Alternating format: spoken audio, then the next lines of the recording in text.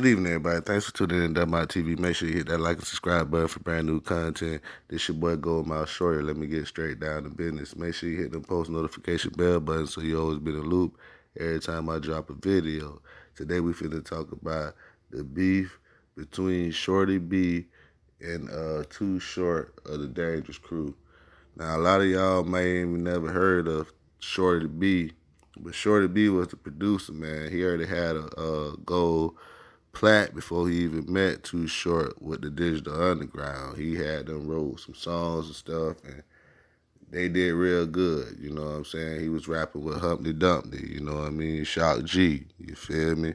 But that's either here or there. But he had a studio in his house, and he met TooShort uh, selling his homeboy some weed, and then him and TooShort watched a football game together.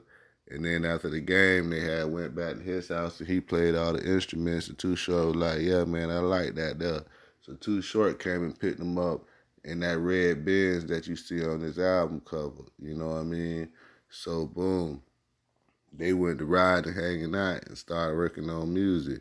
And you know what I mean? TooShort never offered any money. You know what I mean? He was just holding the dude right there, like under his wing, but he wasn't never giving him no money. He was so selfish, and he never offered to help the man. And you know, the man already knew how the game go because he already had a gold record. You know what I mean? But TooShort basically had him produce his whole album, and you know what I mean. They dropped it, and you already know it sold gold and platinum. And they had Pee Wee and Banks on the album. And a lot of other cats, you know, come through and do their little work on the album, you know what I mean? Like your Spice Ones, your Goldies, and Rap and Run.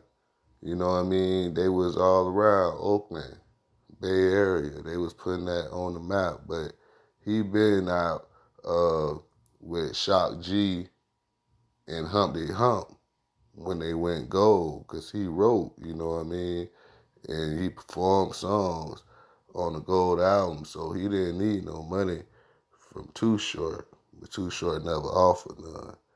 And you know, TooShort started bad mouthing him to Snoop Dogg and stuff like that at TooShort house. So you know what I mean? Some niggas from Cali got with him and was like, "Man, that nigga was talking bad about you, bro. He said you brought a Rolls Royce and you didn't even fulfill your contract." This was some LA niggas was telling him, and he stayed way in Oakland, but he already was certified before, you know what I mean, he even met TooShort. Because he was already, you know what I'm saying, famous, but just as a producer, you know, he was like dude in the background. But you know what I mean, it was all good because he was like, all right, I ain't fucking with TooShort anyways. That nigga don't like to pay me, but he want to bad mouth me. I got something for this nigga. So, you know what I mean? Some of his people caught up with TooShort one night outside the House of Blues in LA. And they was like making a phone call to Shorty B with TooShort hemmed up. They was like, I got this nigga. I got him right now. What you want me to do with him? And Shorty B was like, who you got, man? They was like, the nigga TooShort. I got him right now. He got a Rolex on and everything, man. I can beat this nigga ass. I rob this nigga. What you want me to do with him? He was like, man, you got TooShort right now?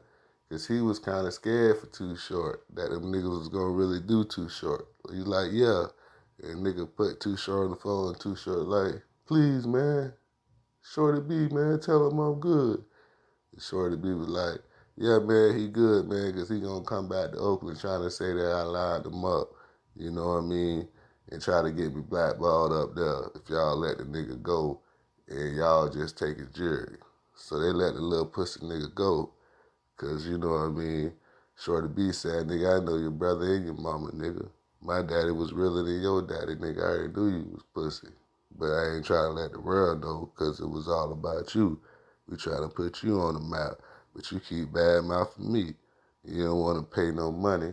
You know what I mean? Yeah, I brought a Rolls Royce, nigga, but you ain't sent over the contract. I'm going to fulfill my contract duties. So, you know what I mean?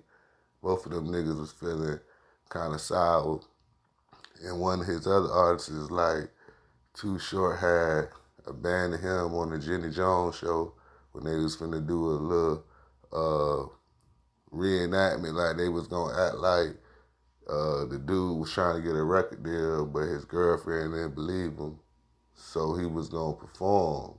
But this is a national recording artist, and TooShort supposed to come out and was like, yeah, rap with him, be like, yeah, this is my artist, I signed him, but TooShort left the man hanging. And you know what I mean? They still did the show, but TooShort was doing foul shit. TooShort did Baby D real bad. The little cat had him on a tour bus like a bus. And you know, with 15 niggas on the bus strapped down, 30 niggas they said actually. And he only bought one room for them cats to live in for the night on tour. TooShort treated them cats bad. And Shorty B was like, man, I had a $20 million deal on the table, and this nigga blew it. He had 2 chicks in the hotel just laid up. He supposed to call like 8 o'clock that morning. He ain't called at 7:30 that night. And he just settled with being a $1 millionaire. He didn't want to be a multi-millionaire. So I had to go in and leave him because he didn't want no money. I did something for TLC and went diamond. You know what I mean? I went diamond multiple times. I went multi-platinum more times than TooShort. I got more money than TooShort. I don't need nothing for TooShort. You know what I mean? So Shorty B was just letting niggas know all them rumors and lies that he was on drugs and he was crazy and this and that, going back and forth to jail. Nigga cut it out. He got a studio, got a house in Atlanta. He was living. You know what I mean? He just started doing work for T.I. and Jeezy and Young Jock and pretty much anybody that was in the South. He changed his style to what he was doing, catering to Atlanta sound. You know what I mean? Lil Jon ended up getting that disc record through one of Dangerous Music artists when TooShort was dissing Master P and C Murder and Silk Shocker. And you know what I mean? TooShort didn't want it to get out, but TooShort got mad at one of his artists because they leaked it and gave it to Lil Jon, and Lil Jon put it in the record pool. And you know, they had some little beef shit going on, but it stayed on wax. You know what I mean? But they say TooShort changed when he got his teeth fixed. When he got his teeth fixed, he started running behind chicks and stuff like that. He didn't really want to get no money. So that's how the Dangerous Crew really faded off. But Shorty B was like, man, he healthy, he fine, and he get into the bag. Peace of mind.